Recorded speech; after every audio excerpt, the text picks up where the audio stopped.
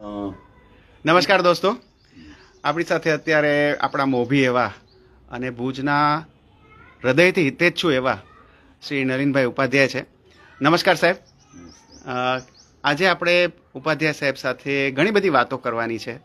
ભુજ વિશે વાતો કરવાની છે, ભુજના વિકાસ વિશે વાતો કરવાની છે, ભુજના ખાસ તો ભવિષ્ય વિશે વાતો કરવાની છે. તો નમસ્તે સાહેબ, આપનું સ્વાગત છે મારું ભુજ સર્વોત્તમના પેજ પર. અને સૌથી પહેલાં સાહેબ આપને મારે પૂછવાનું થાય કે ભુજનો ટૂંકમાં ભૂતકાળ કેવો હતો? ભુજનો ભૂતકાળ અમે પોતે અમારા બચપનથી જો વિચાર કરીએ તો એક પણ પાકો રસ્તો નહોતો ત્યારે તો. જી. અને સ્ટ્રીટ લાઇટ કરવા માટે બી નિસરણી વાળા આવતા, એમાં નિસરણીવાળા આવતા. કેરોસીન ભરતા ત્યારે લાઇટ. અચ્છા, એવું ભુજ પણ આપે જોયેલું છે. જોયું હતું જી. ઇલેક્ટ્રિસિટી નથી. જી એ ટાઈમથી ભુજ જોયેલું છે. જી. અને લક્કીના પથ્થરોથી બનાવેલા કાચા રસ્તાઓ હતા બધા, એક પણ ડામર. કાળા કાળા પથરા. અને અમારા ઘરની સ્ત્રીઓ બધી પાણી ભરવા માટે કુએ જતી, હંમેશા તળાવ જતી. મીઠા પાણીના કુવા ત્યાં હતા, ખારા પાણીના કુવા બધા ફળિયામાં હતા, ત્યાંથી ખારું પાણી ભરાતું. અને મીઠું પાણી ભરવા માટે હેલ લઈ અને ત્યાંથી ઠેઠ હમીરસર મીઠું પાણીની આસપાસ કાઠવાડી ગેટથી બધા લઈ આવતા. અમે સોનીવાડમાં રહેતા, એટલે એ ભુજથી જો આપણે વાત કરીએ તો એ ભુજની એક બહુ સુંદર વસ્તુ હતી જે અત્યારે અસ્ત પામી ગઈ, કે ભુજના દરેકે દરેક શેરીમાં કુવા હતા. ભુજના પાણીની વ્યવસ્થા એટલી સબળ હતી ત્યારે. અને એમ કહેવાય છે કે 333 જેટલા કુવા હતા ભુજમાં. આખા ભુજમાં 333 જેટલા કુવા હતા. કારણ કે શેરીએ શેરીએ ચાર પાંચ કુવાઓ હતા, પર્સનલ કુવાઓ હતા માણસોના. તો મને પોતાને તો એમ લાગે છે કે ખરેખર તો શું છે કે ભુજની આ જે વ્યવસ્થા હતી કુવાની, આપણે જાળવી રાખવી જોઈતી. જી. આજે સર ભુજ નર્મદા આધારિત થઈ ગયું છે. આપે જોયું હશે કે નર્મદાની લાઇનમાં ફોલ્ટ આવ્યો હતો ત્યારે ભુજ આખું તરસ્યું થઈ ગયું હતું ને ભુજને પાણીની ખૂબ જ મુશ્કેલી પડી હતી. એટલે આપની માફક ઘણા બધા નિષ્ણાતો એવું કહે છે કે ભુજ પાસે નંબર 2 ઉપાય પણ હોવો જોઈએ, જેમાં ટ્યુબવેલ છે, પછી આવા કુવા છે, એ બધા પણ ચાલુ હોવા જોઈએ, જેથી આવી કોઈ પણ પરિસ્થિતિ ઊભી થાય તો આપણે એનો સામનો કરી શકીએ. હા, અને તમે એક મોટર બી ઘરે ચલાવતો તો સ્ટેન્ડ બાય મોટર રાખો. જી સાહેબ. ત્યાં તો આખા શહેરને પાણીની વ્યવસ્થા પૂરી પાડવાની છે. જી સાહેબ. એટલે સ્ટેન્ડ બાય વિનાનું શહેર હોય તો એની પછી જે બૂમાબૂમ થઈ જાય કે નર્મદામાં ભંગાણ પડ્યું એટલે શહેરી જીવનમાં ભંગાણ, એવું તો ન થવું જોઈએ. જી. એટલે આપણી પાસે સ્ટેન્ડ બાય આ બધું હતું ઘણું બધું. અને હજી એ બધા સ્ટેન્ડ બાયમાં હું જો વાત કરું તો જે લેકિંગ છે એ કે અત્યારે વોટર બોડીઝ છે જે બધી એને એન્ક્રોચ કરીને બાંધકામની પ્રવૃત્તિઓ ચાલે છે. તો ઘણું બધું દબાણ થયું છે. તો તમે સિમ્પલમાં સિમ્પલ વસ્તુ એક તો કરી શકો કે અત્યારે એક્ઝિસ્ટિંગ જેટલા તળાવો છે એનું ડિમાર્કેશન કરી નાખો. તમે એની બાઉન્ડ્રીઝ બનાવી દો ને તમે અત્યારે એને ક્લિયર કરી નાખો કે એના ઉપર ફ્યુચરમાં કોઈ દબાણ ન થાય. એટલું તો કરો, પછી વિચારજો બીજું. અત્યારે આપણી પાસે એક તો હમીરસર છે, બીજું દેસલસર છે, અને એક સર પ્રાગસર નામના તળાવનું વાત સંભળાય છે. તો સર આમ ખરેખર ભુજમાં કેટલા તળાવ હતા? ભુજમાં તળાવો તો એની સંખ્યા પારવીનાના તળાવો હતા અને નાની નાની તળાવડીઓ પણ હતી. નાનપણમાં મને ખ્યાલ છે અમે સુરલપીઠ જતા ત્યારે એક સુંદર તળાવડી વચ્ચે આવતી, એનું પાણી અમે પીતા. ઇવન એટલું સારું હતું કે પાણી પીતા. હા, એવી રીતે સરપટને નાકે જે અત્યારે કોનની છે બરફનું કારખાનું, એની સામે તળાવડી હતી એક બહુ સુંદર, ત્યાં પણ લોકો પાણી પીતા. અને આ બધા તળાવો છે એ બહુ સારી પરિસ્થિતિમાં હતા. હવે પ્રાગસરની તમે જે વાત કરો છો, પ્રાગસરની અંદર મેં ઘણું બધું કામ બી કરેલું છે એઝ એન એન્જિનિયર. જી. અને હું જ્યારે જોઉં છું ભુજની વ્યવસ્થા ત્યારે આ પ્રાગસર શું હતું કે હમીરસરની અંદર જ્યારે હમીરસર ઓગને ત્યારનું સરપ્લસ પાણી જે બધું છે ને એનું સંગ્રહાલય એટલે પ્રાગસર હતું. એટલે હમીરસરનો જે આઉટફ્લો જાય, આ બધો એ ઓગનમાંથી જે પાણી પસાર થાય એ પ્રાગસર જાય. એ પ્રાગસર જ હતું. હવે એ પ્રાગસર આપણે અત્યારે બંધ કરી દીધો અને પ્રાગસર બધાને જુદા જુદી એજન્સીઓને આપણે આપી દીધા. કેટલા બધા દવાઈ તળાવ, તમને ખ્યાલ નહીં હોય પણ પ્રાગસરનો જે વ્યાસ છે ને એ હમીરસર કરતા 2.5 ગણો હતો. 2.5 ગણું મોટું? આપણે હમીરસરને તો આટલું મોટું લખીએ છીએ ને. અને મેં પોતે જોયેલું છે. ઓહો. સરપટ ગેટથી આમ પ્રાગસર શરૂ એ થતું આખું, એ તમે આખું ફરતા ફરતા જાઓ પાટવાડી ગેટથી આખું બધું ક્યાં ને ક્યાંના વિસ્તાર સુધી હતું. છીછરું પાણીનું હતું. પણ એની અંદર ઘાસ બી થતું અને જળચર પ્રાણીઓ કેટલા આવતા, ફોરેનના જબરજસ્ત આવતા બધા, એટલું બધું સુંદર હતું. હવે અત્યારે તમે આપણે જે બધી વાતો કરી છે મને એક વાત તમને એ કરું કે આ તળાવ હોવાને કારણે તળાવનું હંમેશા એક હાઈ ફ્લડ લેવલ હોય છે, HFL કહેવાય. અચ્છા, ટેકનિકલી એન્જિનિયરની ભાષામાં HFL કહેવાય, high flood level. High flood level એટલે વધારેમાં વધારે પૂરનું પાણી કઈ પરિસ્થિતિએ ભરાણું હતું, કેટલા લેવલ સુધી એ માપ હોય. તો હવે કારણ કે આ પ્રાક્ષર જે છે એની અંદર દબાણ થઈને અનેક ઝૂંપડપટ્ટીઓ થઈ ગઈ છે. બરાબર. હવે ઝૂંપડપટ્ટી વાળાને બિચારાને ખ્યાલ નથી કે આ HFL શું ને મારે ક્યાં બાંધવું જોઈએ. બરાબર. તો અત્યારે જે વોટર લોગિંગના પ્રોબ્લેમ થાય છે, ગટરના પ્રોબ્લેમ થાય છે, એનો પાયો એ છે કે આ પ્રાગસર છે અને પાણીનો સ્વભાવ છે કે ઈ પોતાની ઓરિજિનલ લેવલ હોય ને એ પકડે એટલે એ જોવે નહીં કે આ મકાન છે કે શું છે. હા. જેમ કે વરસાદ પડે એટલે પાણી પોતાનું લેવલ પકડે. બરાબર. અત્યારે મને ખબર છે મારે ઘરે કામ કરવા વાળી જે બાઈ આવે છે એ સંજોગનગરમાં રહે છે. એ કહે છે નરેશભાઈ આવી નથી શકતા અમે, અમારા ભડિયાની અંદર પાણી બધા અંદરથી નીકળે છે, જમીનની અંદરથી. બરાબર. ઘરમાં આવે છે નીકળે કારણ કે એ પ્રાક્ષર છે. બરાબર. તો હવે આ જે છે તો આપણે આને અટકાવવું કેમ? તો એના માટે એક જ રસ્તો છે, પ્રાક્ષર ફરીથી બનાવો. કાંતિસેન શોપ હતા ત્યારે અમે એ મુવમેન્ટ ઉપાડી બી હતી, થોડું કામ બી થયું હતું. પણ હવે આપણે કોણ અટકાવે છે? પ્રાક્ષર જેટલું છે એટલું બનાવો તો ખરા. અને એક પાકો ઓગન તમે પાટવાડી ગેટથી બાંધી લો, પાકી કેનાલ એ સીધી પ્રાક્ષરમાં જાય અને પ્રાક્ષરને બી તમે બાંધી લો, ત્યાં પાણી જાય. તો આ જે વોટર લોગિંગ છે ને કે માણસો હેરાન થાય છે સોસાયટી વાળા, એ તો બસશે ને કે બસશે નહીં. અચ્છા, તો સાહેબ વોટર લોગિંગ જે આ બધી જગ્યાએ અત્યારે થાય છે એનો આપના મત પ્રમાણે ઉપાય એ છે કે ભાઈ આપણે પ્રાગસરને બનાવીએ, પરમેનન્ટ ને બનાવીએ પ્રાક્ષર બનાવવું પડશે. અને એ પ્રાગસરમાં જે એની આવ છે એને આપણે એકદમ સ્પષ્ટ રીતે સારી રીતે ઊભી કરીએ અને પછી જે પાણી આવે છે વરસાદનું એ સીધું પ્રાગસરમાં જાય, એ પ્રકારે વ્યવસ્થા થાય તો એ પાણી બીજી બધી જગ્યાએ ન જાય અને પ્રાગસરમાં સંગ્રહાય, એવું આપનું કહેવું છે. હા. સર તકલીફમાંથી છુટકારો સર આ પ્રાગસરનો હજી થોડો એક ભૌગોલિક વિસ્તાર કેવી રીતના આપણે અત્યારે એની કલ્પના કરી શકીએ એ માટે જરાક કયા કયા વિસ્તારો પ્રાગસર બનાવે છે જરા આપ કહી શકશો? પ્રાગસરમાં તો એવું હતું કે ખરેખર તો ઠેઠ સરપટ ગેટ થી કરી જી અને પાટવાડી ગેટ સુધીનો જે આખો રસ્તો જાય છે ને એની તમે આમ માજીની જે મઢી હતી એ ટાઈમે કે અત્યારે ખારી નદીનું જે સ્મશાન ઘાટ છે એ તરફનો આખો જે એરિયા હતો ને એમાં છીછરા પાણી ભરાઈ જતા. બરાબર. એ પ્રાગસર તો એટલું મોટું હતું એટલે મેં તમને કીધું કે હમીસર કરતા અઢી ઘણું મોટું. અને સર સરકારી રેકોર્ડ પર આ પ્રાગસર અત્યારે ઊભું છે કે કેવી રીતે, શું પરિસ્થિતિ છે? પ્રાગસર છે. પ્રાગસરની અંદર નવાઈ લાગે એવું છે કે પ્લોટ આપીને પ્લોટે વેચાઈ ગયા છે. પ્લોટો વાળા બી કેસ બી ચાલે છે અત્યારે કોર્ટમાં. ઓહો. કે અમારો પ્લોટ ક્યાં ગયા બધા અને કમ્પન્સેશન કેસ ચાલે છે. આવું તો બધું ઘણું ચાલતું હોય, ગડબડ છે બધી. પણ આ બધા વસ્તુઓ છે એમાંથી હું તો એટલું જ કહું છું કે અત્યારે આપણું આ ઘર બળી ગયું છે અને આ ભાગ જે બળી ગયો છે ને તમે ભૂલી જાઓ, પણ જે આપણા હાથમાં છે એને તો બચાવો. એટલે અત્યારે પણ તળાવ છે એ બનાવી શકાય એવું છે. જે ખુલ્લો ભાગ છે આપણી પાસે જેટલો એટલાને તો તમે પ્રાગસર બનાવો, એટલાને તો. સર હાલે ખુલ્લો ભાગ કઈ જગ્યાએ છે? હાલે તમે અત્યારે જે પોલીસ ગ્રાઉન્ડ ની જમીન આપી, ખારસરા મેદાન કહેવાય છે. ખારસરાના મેદાનમાં જી અત્યારે પોલીસ ગ્રાઉન્ડ નવું આપ્યું છે. જી. પોલીસ હેડક્વાર્ટરની સામેની સાઈડમાં. બરાબર. એ અત્યારે પુરાણ થઈને ભૂકંપ પછી બનેલું છે. બરાબર. ત્યાં એ પ્રાગસર જ હતો ત્યાં સુધી તો. અચ્છા, એ પ્રાગસર હતું. હા, એ અપાયું પોલીસ ગ્રાઉન્ડ હમણાં. એની પાછળનું જે આખો એરિયા છે ને એ બધું પ્રાગસર છે. બરાબર. એટલે હજી પણ એવી મતલબ આપણે બનાવી શકીએ, જો બનાવવું હોય તો હજી પણ આખી એની બનાવેલું હતું. ઓહો. કાંતિસેન શ્રોફને અમે જ્યારે હતા ત્યારે અમે રિસર્ચ હતા ત્યાં કને હેવી મશીનરી લઈ અને એક્સકેવેશન કરી અને ત્યાં કામ પણ કરેલું હતું, ચલાવેલું બી હતું. ઓહો. એટલે એ છે જ પ્રાગસર સ્ટીલ ધેર. પણ હવે કોઈ એના માટે બેક લઈને કોઈ આગળ કોણ કરે હવે? કારણ કે એમાં આપે તો આપની મહેનત લગાવી એની પાછળ, કોણ રસ હોય આમાં? હવે કોણ કરે? પણ આપણા કચ્છ જેવા સૂકા પ્રદેશની અંદર જો આપણે પાણીનો મલાજો નહીં રાખીએ તો આપણી શું હાલત થશે જી એ આપણે સમજી લેવું જોઈએ. જી સર. આપણે હાથે કરીને પોતાના પગ ઉપર કુવાડી મારવા જોઈએ. જી સાહેબ, જે ભુજ છે અત્યારે, આપે તો ભુજની ઘણી બધી લીલી સૂકી જોઈ છે, તો આપની કલ્પના પ્રમાણે આપ શું સમજો છો કે ભુજનું ભવિષ્ય કેવું હોઈ શકે?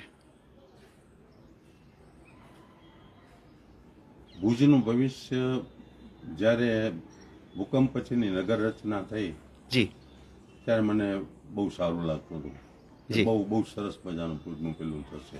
જી પણ આપણી તકલીફ જ એક છે કે આપણે જે વસ્તુ સોંપવામાં આવે એ વસ્તુ ઇમ્પ્રુવ થઈને વધુ સારી બનવી જોઈએ.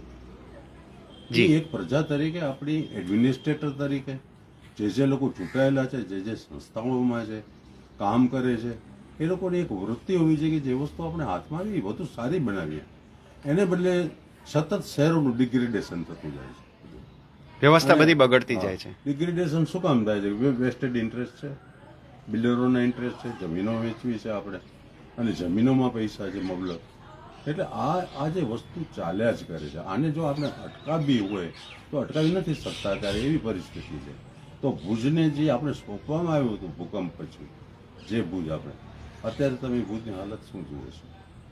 જી તેથી એ સમયે 2004-5ની અંદર બહુમાળીના અનેક ઇન્ટરવ્યુ મેં કરેલા છે કે આ બહુમાળી તમે ઉતારી લો, માણસો મરી જશે. ઓહો આ તો એમાં એવું થયું કે તે દિવસે સવારે જ એક મિટિંગ હતી અમારી ગવર્મેન્ટ સાથે, ભુજ ડેવલપમેન્ટ કાઉન્સિલની, અને ત્યારે એના રિપ્રેઝેન્ટેટિવ તરીકે મેં કીધું કે આ બધા માણસો મરી જશે પછી તમે પેલું કરશો. અને ખરેખર એવું થયું ઓહો કે મેરેલી ચોક પાસેની જે ગલી છે ત્યાં એપાર્ટમેન્ટ પડ્યું. હા ત્યારે આ થોડાક પગલા લેવાયા. પણ બરાબર ત્યાર પછી હજી બી આ બધા લટકે છે. આ બધા કોઈને કોઈ સમયે બહુ જબરજસ્ત મુશ્કેલી કરાવશે, અને આપણે એ નથી કરતા. તો પછી મોટી તકલીફ આમાં શું છે કે મેન્ટેનન્સને નામે મીંડું આપણી પાસે. વસ્તુ બની જાય એક પણ વસ્તુ તમે બનાવો પછી મેન્ટેન કેમ કરશો? મેન્ટેનિંગ મશીનરી શું? મેન્ટેનિંગનું મિકેનિઝમ શું? એની રિસ્પોન્સિબિલિટી કોની? આ કાંઈ નથી. ભુજા હું બનાવી વડા રસ્તા કોણ મેન્ટેન કરશે? રિંગ રોડ કોણ મેન્ટેન કરશે? તો ભાડા કહેશે કે આ મ્યુનિસિપાલિટીની જવાબદારી. મ્યુનિસિપાલિટી કઈ પંચાયતની જવાબદારી છે. આ બધી શટલ કોકિંગની અંદર જનતાનો મરો. કારણ કે રિસ્પોન્સિબિલિટી કોને કાંઈ નક્કી જ ન થાય, જનતાને કંઈ ખબર ન પડે. એટલે આમાં સૌથી પહેલા તો અત્યારે ભુજને બી મહાનગરપાલિકા આપણે બનાવવા લઈ જઈ રહ્યા છીએ, જી સાહેબ આપણે ડિમાન્ડ કરી રહ્યા છીએ. જી ત્યારે સૌથી પહેલા તો આપણે એક મિશન સ્ટેટમેન્ટ બનાવવું પડશે કે આપણે હવે પછીનું ભુજ કેવું જોશે.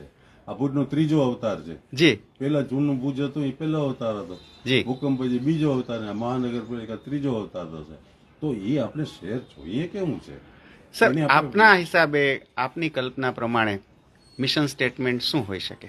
મારી કલ્પના પ્રમાણે મિશન સ્ટેટમેન્ટ માત્ર જ એટલું કે ફૂલ ફ્લેજ વોટર ટ્રીટમેન્ટ પ્લાન્ટ હોવો જોઈએ, જેનું પાણી મ્યુનિસિપાલિટી આપે ને તો એક પણ આરો મશીનની જરૂર ન પડવી જોઈએ ઘરમાં. એવું પાણી ક્લિયર આવે નળ, ઓહો એ એક હોવું જોઈએ. બરાબર બરાબર બીજું એ જ રીતે ગટરનું સુએજ ટ્રીટમેન્ટ પ્લાન હોવો જોઈએ ભુજની અંદર, બરાબર સાહેબ અને બરાબર વ્યવસ્થિત તમારી પાસે સુએજની વ્યવસ્થા હોવી જોઈએ. સુએજ ટ્રીટમેન્ટ પ્લાન હોવો જોઈએ. ત્રીજું રસ્તા. જી રસ્તાની અંદર મેન્ટેનન્સ માટે તમારે પહેલેથી તૈયારી રાખવી જોઈએ. અને રસ્તાની અંદર એક સિમ્પલ વસ્તુ છે કે રોડ બમ્પ્સ આપણે આવે છે વચ્ચે, જી આપણે બનાવીએ છીએ આ બધા, જી પણ એની સ્ટાન્ડર્ડ ડિઝાઇન તો તમે મૂકો. જી, ગમે સર. ગમે કરે એવું નહીં. આ નવા શહેરની અંદર તમે સ્ટાન્ડર્ડાઇઝ કરી નાખો બધી વસ્તુ. અને આ બધી એજન્સીઓ, કોઈ કેબલ વાળા હોય તો એ રસ્તો ખોદી નાખે, પાણી વાળા હોય તો એ રસ્તો ખોદી નાખે. આ શું છે? ગેસ વાળા આવે આવું ન ચાલે. શહેરમાં આવું ન ચાલે. એટલે પહેલેથી જ તમે આ વ્યવસ્થિત નવા ભુજની કલ્પના કરો. એની અંદર રસ્તાઓ એકદમ સારા હોય, ક્યાંય અવરોધ ન થાય, એની અંદર પ્લાનિંગ, પાર્કિંગનું પહેલેથી કરો. પહેલેથી પાર્કિંગની વ્યવસ્થા યોગ્ય હોવી જોઈએ. મુવમેન્ટ તમે વિચારો કે લોકો શાંતિથી હરીફરી શકે, પેડેસ્ટ્રીયનને કઈ તકલીફ ન થાય.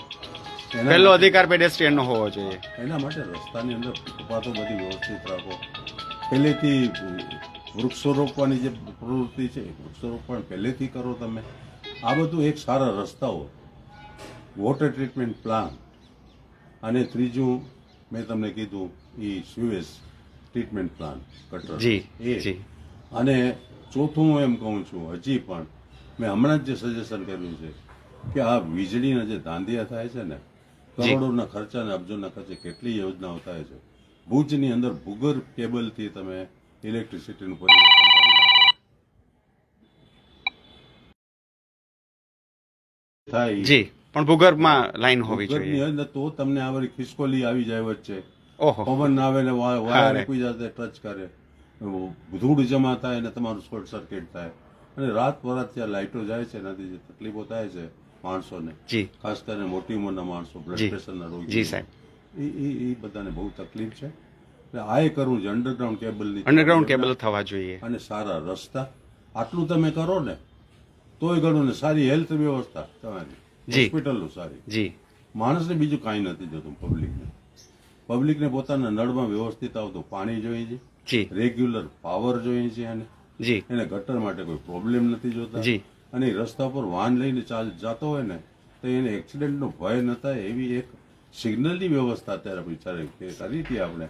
સિગ્નલની વ્યવસ્થા કરો તમે, પણ આ એક્સિડન્ટ ટાળો તમે. સર, ભુજમાં વર્ષોથી રસ્તાઓ તો બની રહ્યા છે, તૂટી રહ્યા છે, પણ સામાન્ય રીતે રસ્તાઓ ઉપર જે માર્કિંગ થવું જોઈએ, કે ધારો કે સ્પીડ બ્રેકર આવે તો એનું માર્કિંગ હોવું જોઈએ, એની ચેતવણી આપતું 40 મીટર પહેલાં બોર્ડ હોવું જોઈએ, રસ્તાઓની વચ્ચે પટ્ટા કરવા જોઈએ, આ બધી વસ્તુઓ કેમ નહીં થતી હોય સાહેબ? આશ્ચર્યની વાત છે. કેમ કે એક રસ્તાનું એ લક્ષણ છે ને, રસ્તો ત્યારે જ કહેવાય કે જ્યારે આ બધી વસ્તુ એના પર આવે. હા, એનો અર્થ એ છે કે આપણે લોકોના જીવનની કંઈ બહુ પરવા નથી. આપણે જી સાહેબ. લોકજીવનની જો આપણે પરવા હોય કે આમાંથી માણસોને બિચારા એક્સિડન્ટ થઈ હશે, કોઈ મરી બી જાય આમાંથી, ઓલરેડી એવું થઈ રહ્યું તો છે આપણે આપણી કેવી સાથે. રીતે આ કરી શકીએ? જી, એટલે એક પ્રજા તરીકે આપણામાં જાગૃતિ નથી. કે આપણે ડિમાન્ડ અને નથી કરતા, એ આપણે જાગૃતિ નથી, માગતા નથી. એડમિનિસ્ટ્રેશન સુધી આ વાત પહોંચતી નથી. અને ટૂંકણમાં આપણી ભાષામાં કહીએ તો બધું લોલી લોલ ચાલ્યા કરે છે, જે ચાલે છે એ. પણ એ ચાલે નહીં. જી સાહેબ. આ બધી વસ્તુ છે એસેન્શિયલ્સ કહેવાય બધી એક શહેર માટે. સાહેબ, આપ જ્યારે ભૂકંપ વખતે ભુજ માટે કામ કરી રહ્યા હતા ત્યારે આપના મિત્ર એવા અને ખૂબ જ જાણીતા આર્કિટેક્ટ બાલકૃષ્ણ દોશી સાહેબ આપને ત્યારે મળ્યા હતા, અને એ વખતે સાહેબ ભુજ વિશે એમની સાથે શું વાત થઈ હતી સાહેબ આપની? મને બરાબર યાદ છે, મેં મારી એક નોવેલ લખી હતી અધૂરું મહાનગર. અધૂરું મહાનગર. હા.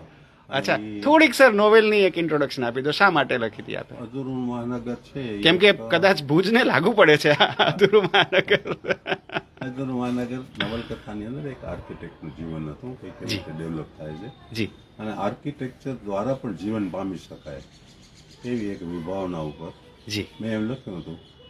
અને એ લખ્યા પછી મને એમ થયું કે આની અંદર એક જ વ્યક્તિ યથાયોગ્ય છે, બાલકૃષ્ણ દોશી. હા, બહુ જ મોટા જે આર્કિટેક્ટ ગુજરાતના. આના ઋષિ છે આના. તો મારે એનો ઇન્ટરવ્યુ કર્યો, અને બહુ તકલીફો વચ્ચે પણ લોકો તૈયાર હતા, કારણ કે મને તો સૌથી પહેલા વાત જ એ આવી કે બાલકૃષ્ણ દોશી સાહેબને તો મિનિટ ડોલરમાં લેખાય છે, ઇન્ટરવ્યુ નહીં આપે. અચ્છા, બરાબર. પણ ફોરેન અમારી પહેલી જ મુલાકાતની અંદર અમારી સારી મિત્રતા થઈ ગઈ, અને પછી મિત્રતા કાયમ રહી. અને એની અધૂરું મહાનગરની પ્રસ્તાવનામાં મેં એમનો ઇન્ટરવ્યુ કર્યો હતો. અચ્છા. પછી નવનીત સમર્પણના દિવાળી અંકમાં બી છપાયેલો જી સાહેબનો ઇન્ટરવ્યુ. જી એટલે ફોર્ચ્યુનેટલી જ્યારે હું ભૂકંપમાં કામ કરતો ત્યારે પહેલા એકચ્યુઅલી શું છે, એઝ એન એન્જિનિયર હું ઓમાન હતો ઘણા વર્ષો, 10 વર્ષ. આપ ઓમાન રહેલા છો, અને આપ પ્રોફેશનલી એન્જિનિયર છો સાહેબ? Civil engineer. આપ સિવિલ એન્જિનિયર છો. જી સાહેબ. એટલે આના વિશે થોડોક ટેક્નિકલ મને ખ્યાલ આવ્યો કે શું વસ્તુ, કેટલા વિશેષો છે. શું તકલીફો છે ને શું નિવારણ જી હોઈ શકે જી એમાં. સાહેબ. એટલે બાલકૃષ્ણ દોશી સાહેબ મને પ્રમુખ સ્વામીના મંદિરમાં જ મળી ગયા, કારણ કે ત્યારે હું થોડું ત્યાં કામ કરતો હતો બે જી. વર્ષનો. તો મને કહે તમે અહીંયા છો એમ કરીને વાતચીત થઈ. પછી મને કે ચાલો આપણે સાથે બેસીએ. તો બેન્કર્સ કોલોનીમાં એક બંગલો હતો, જી આશાપુરા માઇન્ડ ફેમવાળાનો, અને એ ડીટીએસ સાહેબને ઘરે અમે બેઠા. પછી તે મને પણ જાણે કેમ કુદરતી એમ થયું કે ભુજ આખું છે. હું ભુજને બહુ પ્રેમ કરું છું નાગરિક તરીકે, જી સાહેબ. અને હું એમ માનું છું કે નાગરિકનું એક નગર ઋણ હોય છે. દેવ ઋણ ને ઋષિ ઋણની વાત થાય છે, જી તેમ હું એક નવું ઋણ માનું છું, નગર ઋણ. અચ્છા, એક ગ્રામ્ય ઋણ, ગામડામાં જન્મ્યા તો એનું ઋણ. બરાબર. પણ એ માટીમાં તમે જન્મ્યા, અહીંયા તમે રોજીરોટી કમાણા, અહીંયા તમે ભણ્યા, જી અહીંયા તમે ફેમિલી રિયર કર્યું, તો એ નગર પણ તમારું ઘણું બધું માગે છે. એટલે મેં મારું જે કાંઈ કામ કર્યું છે એ નગર ઋણ ચૂકવવા માટે કર્યું છે. દોસ્તો, નાગરિક તરીકે આપણે સૌ એ વાત જરૂરથી સાંભળવી પડે, ખાસ તો નવી પેઢી એ વાત સાંભળવાની ખાસ જરૂર છે કે જે નગરમાં આપણે પોતે ઉછરી રહ્યા છીએ અથવા તો ઉછર્યા છીએ, અને જ્યાં આપણે પોતાનો કામ ધંધો કર્યો છે, કુટુંબ આપણું થયું છે, એ નગરનું આપણા ઉપર ઋણ છે, એવું માનનીય શ્રી નરીનભાઈ કહે છે, જે ખૂબ જ આપણે બધાએ મનમાં ઉતારવા જેવી વાત છે. જી સાહેબ. અને એ નગર ઋણથી પ્રેરિત થઈને જ મેં કામ કર્યું છે. એટલે મેં કાંઈ કોઈ કામ કર્યું એમાં હું માનતો નથી, મારી ફરજ હતી, મારી કરવું જ પડે. ન કરું તો મારી લાઈફ નકામી છે. એટલે એ રીતે મેં કામ કર્યું છે. તો એ રીતે મેં સાહેબને તરત જ એક પ્રશ્ન પૂછ્યો, કારણ કે મારા મગજમાં ત્યારે ગડમથલી જ ચાલતી હતી. 2500 ડેથ ભુજમાં થઈ ગયા હતા. ઓહો. તો આ ભુજને મારે બાંધવું કેમ ફરીથી, અને એમાં હું શું કરી શકું બરાબર. એઝ એન એન્જિનિયર, મારે કેમ કરવું આ કામ.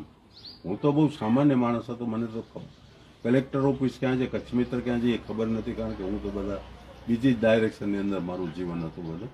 પણ પછી આમાં કોન્સન્ટ્રેટ થયું ને બધું થયું, તો સાહેબને મેં એ જ પૂછ્યું પહેલાં કે દોશી સાહેબ, તમારી દ્રષ્ટિએ નવું ભુજ કેવું હોવું તમે કેવું જોઈએ? બાંધો, ધારો કે તમને આ પ્રોજેક્ટ આપે ગવર્મેન્ટ, તો બિલકુલ હેઝિટેશન વિના એમણે થોડીક વાર આમ રિફ્લેક્ટ કરીને મને કીધું કે નલિનભાઈ, તમારું આ જે નગર છે ને એની આજુબાજુ કિલ્લાની દિવાલ છે અને એને ફરતો રસ્તો છે.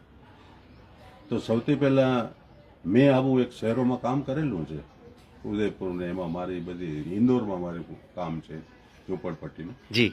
તો સૌથી પહેલા તો જે આ કિલ્લા વચ્ચેનું ભુજ છે ને એનું હું એમને એમ રાખું, એના ફળિયાઓને કેવી રીતે મારે રિકન્સ્ટ્રક્ટ કરવા એ વિચારું, પણ ફળિયાનો નાશ ન થાય એવી રીતે દરેક ફળિયાઓ જાળવી અને જે ફોર્ટની અંદરનું ભુજ છે એને હું ઇન્ટેક્ટ રાખું જેમ છે એમ. અને બહુ વધારે સરસ. સગવડવાળું કેમ બનાવું એ હું વિચારું.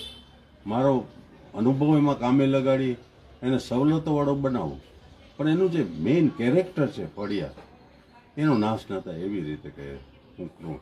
અને મારી બી તે ફળિયા સંસ્કૃતિની મુવમેન્ટ ચાલતી હતી, એટલે મને વાત બહુ ગમી એમની. જી. અમે બંને એમાં એક રાગ હતા. જી. પછી મને એને કીધું કે આજે તમારો કિલ્લો છે ને નલિનભાઈ, એના પછી 1 કિલોમીટર ફરતો રાઉન્ડ, હા. 1 કિલોમીટર પહોળો અને શહેરને ફરતો હું છે ને ગ્રીન બેલ્ટ બનાવું. Green belt. Green belt. અચ્છા સર, એટલે આ ગ્રીન બેલ્ટ એટલે શું? ગ્રીન બેલ્ટ એટલે એની અંદર વૃક્ષો હોય જી. અને હરિયાળી હોય, જી. ગાર્ડન્સ હોય, ફરવાના સ્થળ હોય, વોકિંગ ટ્રેક હોય, બરાબર. અને એની સાથે બધા જ એડમિનિસ્ટ્રેટિવ બિલ્ડિંગ ઓકે. એની અંદર હોય. બરાબર. એટલે માત્ર હરિયાળી ને એ નહીં, પણ સાથે આ પણ વસ્તુ ખરી કે ભાઈ વોકિંગ ટ્રેક હોય, એમાં એડમિનિસ્ટ્રેશનના ને બધું હોય, હોસ્પિટલ્સ હોય, હોસ્પિટલ. સ્કૂલ્સ હોય, જી. એ બધું ત્યાં હોય. ટૂંકમાં સરકારી જે કંઈ કહેવાય આમ બિલ્ડિંગ્સ અને જે કંઈ હેલ્થની Publicની વ્યવસ્થા છે, જરૂરી બધું. પબ્લિકની જે બધી જરૂરિયાત વસ્તુઓ છે એ બધી 1 ત્યાં કિલોમીટરના પહોળા હા. એવા ગ્રીન બેલ્ટમાં હોય. આ પહોળાઈ છે 1 મીટર છે નહીં, 1 કિલોમીટર છે એની પહોળાઈ છે. અને જી. ફરતું રાઉન્ડ છે આખું. અને આખા ભુજને રાઉન્ડ એવી રીતના એમની અપેક્ષા હતી કે એવું થવું જોઈએ. જી. જી અને સાહેબ. એના પછી જી. જે આખો ભાગ આવે, નવો રાઉન્ડ આવે, જી. એમાં હું નવું ભુજ વસાવું. બરાબર. તો અત્યારે મારે જે નવું ભુજ વસાવવું હોય, બરાબર. એટલે 3 રાઉન્ડ બને. એક જૂનું ભુજ એમને એમ, હા. પછી એને ફરતો ગ્રીન બેલ્ટ જેમાં એડમિનિસ્ટ્રેટિવ બિલ્ડિંગ હોય, બરાબર. અને એની આજુબાજુ નવું ભુજ આખું. બરાબર. અરે મને તો એમ લાગે કે આ પ્લાનિંગ થયું તો ભુજ તરી ગયું. હા, મતલબ અત્યારે તો આપણે આમ એક કલ્પના કરીએ છીએ તો આપણને કંઈક સ્વર્ગની કલ્પના કરતા હોય એવું લાગે છે. સાહેબનું વિઝન બહુ સારું, પણ હવે આપણા બધાના નસીબ જેવા છે એ પ્રમાણે આપણે અત્યારે જે બધી વસ્તુઓ મળી છે એ મળી છે. સાહેબ, આપે જે આ ફળિયાની કંઈ વાત કરી વચ્ચે કે તમે કંઈ ફળિયા વિશે કંઈ કામ કરતા હતા, તો એ વિશે પણ થોડો સાહેબ પ્રકાશ પાડો કે એ વખતે શું હતું સાહેબ, એ ફળિયા સંસ્કૃતિ અને ફળિયા સમિતિ ને આ બધી શું વાત હતી સાહેબ? એમાં એવું હતું કે મારો ઉછેર સોનીવાડમાં થયો. સોનીવાડ. 45 વર્ષ સુધી. અને એ સોનીવાડ સૌથી વધારે વિનાશ, ભૂકંપ વખતે ત્યાં સૌથી વધારે વિનાશ થયો. બધું લગભગ મકાનો પડી ગયા હતા. મારું પોતાનું એન્સેસ્ટર હાઉસ હતું 100 વર્ષ જૂનું, એ આખું ધરાશયી. 100 વર્ષ જૂનું મકાન ગયું આપનું? જ્યાં અમે બધા ઉછરીને મોટા થયા હતા. બરાબર. એ આખું ધરાશાયી થયું અને સોનીવાડના લગભગ મકાનો ખતમ થયા બધા. જી. તો મને તો પેલા શું થયું કે જે 2500 ડેથ થઈ ગયા ભુજના, જી. અને મને મનમાં એમ થયું કે 2500 ડેથ થઈ ગયા તો આપણી જિંદગીની કઈ કિંમત છે નહીં. ઓહો. આ તો આપણે પરમાત્માએ બચાવી લીધા, નગર આપણે એમાં એક હા, કુદરતના આપણે હવે હાથની વાત એવું માની લઈએ કે આપણે એમાં એક આવી ગયા આપણે. જી. તો એ કઈ રીતે માનશું કે હવે આપણે ફાઇનાન્શિયલ ઇન્ટરેસ્ટ ખતમ કરીએ અને આપણે આ શહેર માટે આપણાથી થાય એટલું નગરનું ચૂકવીએ. એક દોસ્તો, વિચાર આ આવે. વાત પણ જરૂરથી નોંધ લેજો, સાંભળજો કે જ્યારે ભૂકંપ થયો ત્યારે ઘણી વખતે જીવનમાં એવી ઘટનાઓ બનતી હોય છે કે એ વ્યક્તિનું જીવન પ્રત્યેનો આખો અભિગમ બદલી નાખતી હોય છે. તો સાહેબ સાથે પણ ત્યારે એવું જ બન્યું કે એમણે જે આ કારમી ઘટના જોઈ, લોકોના દુઃખ જોયા, ત્યારે એમને એક અલગ પ્રકારનો વૈરાગ આવ્યો કે એમણે એવું વિચાર્યું કે ભાઈ હવે મારે જે કરવું છે એ માત્ર ભુજ માટે કરવું છે. મારે કોઈ પણ કોમર્શિયલ એટલે કે પોતાની આર્થિક સમૃદ્ધિ માટે કંઈ કામ નથી કરવું, પણ મારે ભુજને કેવી રીતના આગળ લઈ જવું એના માટે જ કામ કરવું છે. જી સાહેબ. હવે એની અંદર સૌથી પહેલા ચિંતન કરતા કરતા મને એમ થયું કે એક બિલ્ડિંગ હું સિવિલ એન્જિનિયર તરીકે બાંધું તો એક બિલ્ડિંગ બ્લોક હોય, કા પથ્થર હોય, હા, કા ઈંટ હોય, કા બરાબર. સિમેન્ટ બ્લોક હોય. બરાબર. તો આ શહેરનો બિલ્ડિંગ બ્લોક શું? અચ્છા, શહેર શેનું આ બનેલું? શહેર શેનું બનેલું છે? હા. આ વિચારો ઉપર આપણે સૌએ ધ્યાન આપવાની જરૂર છે. અત્યારે પણ ધ્યાન આપવાની જરૂર છે કે આપણું શહેર જ્યારે આપણે વિચારીએ છીએ ત્યારે આપણું શહેર શું છે, શેનું બનેલું છે, કયા એવા ઘટકો છે કે જેનાથી ભુજ છે એ ભુજ બને છે. જી સાહેબ. તો એ ફળિયું હતું, ભુજ ફળિયું. ફળિયાનો સમૂહ બરાબર. હતો. ઓહો, બરાબર. એટલે એના ઉપરથી મને વિચાર આવ્યો કે ફળિયા સમિતિ મારે બનાવવી જોઈએ. અચ્છા. કારણ કે હું મારા શનિવારના ચોકમાં ખુરશી નાખીને બેસતો હતો. મારા એક રિલેટિવ હતા, એમનું ઘર નવું હતું એટલે રહી ગયું હતું. એટલે એ મને ખુરશી આપતા, હું ત્યાં બેસતો હતો. હું જોતો લોકો બધા જોવા આવે કે મારો પ્લોટ ક્યાં હતો, મારું ઘર ક્યાં હતું. અને બહુ લગાવ બધા લોકોને, આંખમાં આંસુ હોય, બધું કેટલા ગુજરી ગયા માણસો. હા, એનાથી મને એમ થયું ફળિયા સમિતિ આનો ઉકેલ છે. બરાબર. અને સૌથી પહેલું અમે સોનીવાડ પબુરાઈ ફળિયા સમિતિનું ગઠન કર્યું. બરાબર. અને એનું બહુ વ્યવસ્થિત ગઠન કર્યું અમે. જી. અમે એને રિસર્ચ ચૂંટાયેલા મેમ્બરો 11 બનાવ્યા, હમ. અને પ્રેસિડેન્ટ સેક્રેટરી ટ્રેઝરર બનાવ્યા, જી. અને દરેક વ્યક્તિ પાસે 1000 રૂપિયા લઈને બેંકમાં એનો એકાઉન્ટ ઓપન કરાવ્યો અમે. આખી એનું સમિતિ બંધારણ ઓફિશિયલ બની, બનાવ્યું. બંધારણ સહિત બની. અને એનું રજીસ્ટ્રેશન કરાવ્યું અમે. સીએ રાકે ઈશ્વરભાઈ એકદમ દેસાઈ ઓફિશિયલ એક સ્ટ્રક્ચર ઊભું કરવામાં આવ્યું.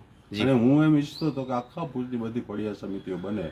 અને ત્યારે આ બહુ મુવમેન્ટ ચાલી હતી ઘણી બધી. બરાબર. અને ઘણા બધી જેમ કે પંચરત્રી બની ગઈ, પંચરત્રી ફળિયા મંડળ બન્યું હતું. બરાબર. તેવી રીતે ભીડને નાકે બધા ફળિયા મંડળ બન્યા હતા. બરાબર. અને અનેક લોકો ઘેરે આવતા, અમારી મિટિંગો થતી.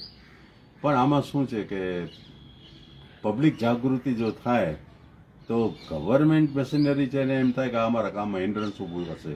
ઓહો. એટલે એની માન્યતા ખૂબ મારી મહેનત છતાં મળી નહીં. એટલા માટે એટલે મને એમ થાય આમાં એક કોઈ બ્રિજ એવો હોવો જોઈએ બંધાયેલો, જેથી આ ગવર્મેન્ટને પણ આ જે શંકા છે કે આ પબ્લિક આવે ને વચ્ચે તો કામ કરવા ન દે, બરાબર. એ દૂર થાય અને પબ્લિકનું કામ થાય. એવો રસ્તો શું?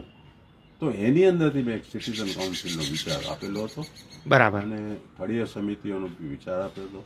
અત્યારે થોડુંક કામ અભિયાનની કરી રહ્યા છે એના ઉપર, ફળિયા સમિતિઓ બનાવી છે, બધું ચાલે છે થોડું. પણ એ એક વાઇડર સ્કેલ ઉપર થાય તો જનતાનો જે અવાજ છે ને, જનતાને શું જોઈએ છે મ્યુનિસિપાલિટી. સર, આપ આજે સિટીઝન કાઉન્સિલની વાત કરી રહ્યા છો. એ સિટીઝન કાઉન્સિલ, એક આદર્શ સિટીઝન કાઉન્સિલ શું હોઈ શકે, કેવી રીતે બને અને એના શું કાર્યો હોઈ શકે સાહેબ? એકવાર તો આપ એનું સ્ટ્રક્ચર ક્લિયર કરો કે આપના મગજમાં એનું સ્ટ્રક્ચર કેવું છે. તો બહુ સિમ્પ્લિફાઈડ વસ્તુઓ છે. જી. દરેક શહેરની અંદર શહેરના સુખાકારી અને શહેરના આરોગ્યને એને લગતી પ્રવૃત્તિ ક્લબો કરતી હોય છે. ભુજની અંદર પણ બહુ સારી ક્લબો છે. લાયન્સ ક્લબ છે, જે સરસ મજાની હોસ્પિટલ ચલાવે છે. રોટરી ક્લબ છે, લાઇબ્રેરીથી માંડી અને પોલિયોને બધામાં ઘણું બધું કામ કર્યું છે. મોહનભાઈએ પાયોનિયર વર્ક કરીને રોટરીનું સ્ટ્રક્ચર, અત્યારે ભરતભાઈ સારું કામ કરી રહ્યા છે. તો આ બધી ક્લબોના જે મેમ્બર જાયન્ટ્સ છે, તો આ બધી ક્લબોના પ્રેસિડેન્ટ અને સેક્રેટરી એને તમે પહેલાં લઈ લો. પછી કોમર્શિયલ જે વેપારીઓના આખા મહામંડળો ચાલે છે એના તમે પ્રમુખ લઈ લો. ડૉક્ટર્સનું એસોસિએશન ચાલે છે એમાંથી લઈ લો, એના પ્રેસિડેન્ટ. લોયર્સનું ચાલે છે એને લઈ લો. તો કોઈ એજ્યુકેશનનું જો ચાલતું હોય, એજ્યુકેશનિસ્ટ હોય, એને લઈ લો. ટૂંકાણમાં શહેરને લગતા જેટલા પાસાઓ છે એને લગતી જે સંસ્થાઓ સારી રીતે ચાલતી હોય એને પ્રેસિડેન્ટ, સેક્રેટરીને તમે લઈ લો. આમ બરાબર. અને એના ઉપરાંત આ માણસો બધા ભેગા થઈને જુએ કે શહેર માટે નિષ્ઠાવાન અને ખરેખર શહેરની જ જેનામાં ઇન્ટરેસ્ટ હોય એવા ઓનેસ્ટ માણસો કોણ છે અને સમજુ કોણ છે અને પાછા નિષ્ણાત કોણ છે આનામાં, વિષય એવા નિષ્ણાત. લોકોને પણ લ્યો તમે સાથે. હમ. અને આ બનાવો છે કે એન્જિનિયરિંગ કૌશલ્ય ધરાવતા હોય એ બી થોડુંક તમને નોલેજ આપે સાથે હમ. શહેરનું. હમ. તો આવી રીતે બધાને ભેગા કરી તમે, અને જો વોર્ડ સમિતિઓ તમે રચી નાખો દરેકની, હમ. તો એ દરેક વોર્ડ સમિતિના પ્રમુખ અને એનો સેક્રેટરી એને એમાં તમે લ્યો, એ વોર્ડનું રિપ્રેઝન્ટેશન આવી જાય. અને આ શહેરનું રિપ્રેઝન્ટેશન ક્લબ મારફત આવી જાય બધું. બરાબર. તો વોર્ડ સમિતિના પ્રેસિડેન્ટ ને સેક્રેટરી તમે લેવો એટલે વોર્ડની બધી વાત આવી જાય. હમ અને આ બધા શહેરની તમે વાત કરો, આ બધા પ્રબુદ્ધ સિટીઝન્સ બધા આવી જાય. હમ અને એનું તમે પછી સિટીઝન કાઉન્સિલના પ્રમુખ અને સેક્રેટરી હોય બધા. અને એ છે ને એ એક તમે આમ જો જુઓ તો જેમ કે મ્યુનિસિપાલિટીને તમે જો લોકસભા કહો ને તો સિટીઝન કાઉન્સિલ રાજસભા છે. ઓહો, બરાબર એને બરાબર કરે એને. બરાબર. તો મતલબ એક એવું એક મોરલ, એક નૈતિક એક બળ ઊભું થાય કે જે આપણી જે ચૂંટાયેલી જે સમિતિઓ મતલબ નગરપાલિકા છે એને પણ એ ગાઈડ કરી શકે, એવું આપ કહેવા માંગો છો? એને ગાઈડ કરી શકે, એને ટોકી પણ શકે, ટોકી પણ શકે. એને એમ લાગતું હોય કે આ જ્યાં બરાબર નથી થતું ત્યાં બહુ નિષ્પક્ષ રીતે કહી પણ શકે. જે મોરલ વજન હોવું હા, જોઈએ. એ કહી શકે કે નહીં આ ઠીક નથી થતું, એમ આજે કે આ ઠીક નથી થયું. બરાબર. તો શું છે કે એક આજે પબ્લિક બોડી ચૂંટાઈ જાય એના પછી એનું નિયમન કોણ કરે? એના પર કોઈ નિયમન રહેતું નથી. એ પછી બસ એક વખત ચૂંટાઈ ગયા એટલે રાજા બની જાય છે. બરાબર. તમે એને કઈ કોઈ રીતે કઈ નથી, એની મરજી થાય તો કરે તમે. બાકી તમે અત્યારે હું જેટલી વસ્તુ કરો એ ભલામણો આવે, આ ભલામણ છે આ. એ ભલામણ તો અમલ કરવો હોય તો કરે, ના કરો તો ના કરે. તમે એને શું કહી શકો? એટલે આવું નહીં. સિટીઝન કાઉન્સિલ ભલામણ કરે એટલે એ પછી કરવું પડે, કારણ કે એ શહેરના હિતની વાત કરતી શહેરની સેન્ટ્રલ બોડી છે. હું એક વ્યક્તિ તરીકે વાત કરું ને તો મારું જેટલો કાંઈ પ્રભાવ હોય કે મેં કાંઈ કામ કર્યું હોય એને લગતી થોડું ઘણું કામ થાય. પણ જ્યારે એક સંસ્થાગત સ્વરૂપ અપાય ને ત્યારે આખી વાત જુદી હોય. સંસ્થા કામ કરી શકે, એ વ્યક્તિ કામ ન કરી શકે. તો સંસ્થાગત એક નાગરિક સંસ્થાનું રૂપ આપવું જોઈએ. બરાબર. સાહેબ, ભુજના જે અત્યારે જે યુવા વર્ગ છે આપણો, એમના માટે આપ શું કહેવા માંગશો? એને માત્ર હું એટલું જ કહીશ કે આ તમારું પોતાનું નગર છે જી. અને તમારા નગરને સાચવો. જી. અને નગરને સારી રીતે સાચવવું હોય તો એક જ વસ્તુ છે કે અત્યારે વાહનો પાર વિનાના વધ્યા છે. જી. 4 વ્હીલરોની ભરમાર છે, દરેક ઘરે 2-2 ત્રણ આવી ગયા છે. અરે, તો આપણે છે ને જે એક ડિસિપ્લિન, એક સેન્સ હોવો જોઈએ ને ડ્રાઇવિંગનો, આપણે કેવી Civic રીતે sense. ડ્રાઈવ કરવું છે, જી. જેથી કરીને અત્યારે રોડ પર કેટલા બધા એક્સિડન્ટ થાય છે બધા. જી. આપણે બહુ અફસોસ થાય. આપણે એક સ્પીડ પ્રત્યેની ઘેલછામાંથી થતા બધા છે બધા. અને એક તો રસ્તાઓમાં રેગ્યુલર સિગ્નલ્સ નથી બધા, એને કારણે થાય છે. પોલીસની સંખ્યા ઓછી છે. એટલે આવું બધા ઘણા બધા કારણો છે. પણ આપણે નાગરિકોને ખાલી માત્ર એટલું જ કહીએ કે તમારું પોતાનું નગર છે, તમે જરાક આ નગરને જાળવી અને સાચવો તમે, અને એના માટે તમારી મેનર્સ દરેક રીતે સારી રાખો. નગરને ગંદુ ન કરો, તળાવને ગંદા ન કરો, રસ્તાઓને ખરાબ ન કરો, વાહનોને ખોટી રીતે ન ચલાવો. બરાબર. તો તમે આટલું જો કરશો ને તોય ઘણું છે નગર માટે. બરાબર સાહેબ. તો આપણે બહુ જ ઘણી બધી વાતો અત્યારે નવીનભાઈ સાથે કરી. સાહેબ, આપ ખાસ કંઈ ઉમેરવા માંગતા હો તો જરૂરથી ઉમેરી શકો છો. પૂરું કરીએ એથી પહેલા. બસ ઉમેરવાનું તો માત્ર એટલું છે કે હવે આ જે પેલી રિલે રેસની અંદર અમે જેટલું દોડ્યા એ મસાલ છે એ બધી તમારા હાથમાં આપવાની. બરાબર બરાબર. અને હવે આમ જેટલું કઈ અમારાથી કામ થયું છે જી સાહેબ. અને રસ્તા પર થોડું ઘણું જે અજવાળું કરી શક્યા છે જી સાહેબ. એ અજવાળાને વધુ સારું તમે લોકો કરો. જી સાહેબ. અને આને આગળ લઈ જાઓ અને નગરને બહુ સુંદર બનાવો, નંદનવન જેવું. કે ભુજ છે ને એ ગુજરાતનું મોડેલ સિટી બને, મારી તો એવી છે. હા, બરાબર સાહેબ. અત્યારે જે સુરત એક વખત હા, ખરાબમાં ખરાબ આજે જ સમાચાર છે કે અમદાવાદને કે સ્વચ્છતા માટે ઇનામ મળ્યું છે, સુરતને ઇનામ મળ્યું છે, ગાંધીનગરને ઇનામ મળ્યું છે. આપણા ભુજનું નામ ક્યાંય નથી દેખાતું સાહેબ. હું માનું ભુજ એવું બનવું છું. જી સાહેબ.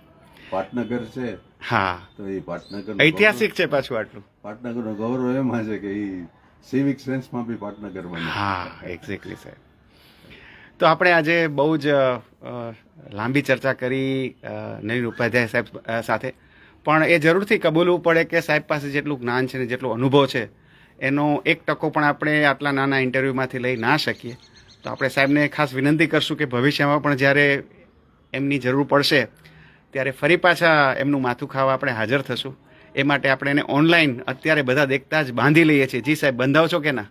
શહેર માટે કરવા માટે આપણે નગરનું ચૂકવવા માટે બંધાયેલો છે જી સાહેબ. હંમેશને માટે. જી સાહેબ. તો જ્યારે પણ એ પ્રકારની વાતો આવશે કે સમસ્યાઓ આવશે અને સાહેબના ગાઈડન્સની જરૂર પડશે ત્યારે આપણે ફરી પાછા સાહેબ પાસે આવશું.